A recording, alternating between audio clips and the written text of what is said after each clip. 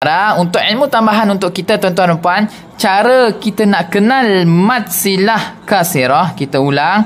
Cara kita nak kenal mad silah ini tuan-tuan dan puan, sama ada mad silah kasirah ataupun mad silah tawilah. Ada lagi cara kita nak kenalnya, iaitu kalau mad silah kasirah. Kita ulang, kalau mad silah kasirah, huruf selepas mad silah kasirah tuan-tuan dan puan mesti bukan hamzah. Confirm bukan hamzah. Huruf selepas mad silah kasirah pasti dan pasti bukan huruf hamzah. Mana-mana huruf asalkan bukan hamzah, itulah dia mad silah kasirah.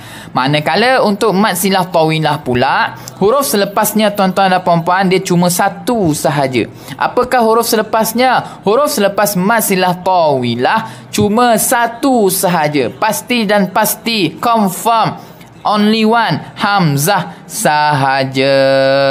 Nampak tak lagi? Itulah cara juga kita nak kenal mad silah kasirah. Huruf selepasnya pasti bukan hamzah. Mana-mana huruf bata, tha, jim, ha, kha sampailah ya, asalkan bukan hamzah.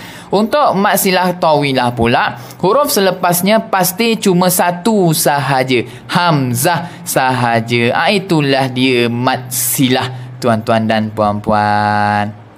Harap faham ni? Sempat tak catat ni?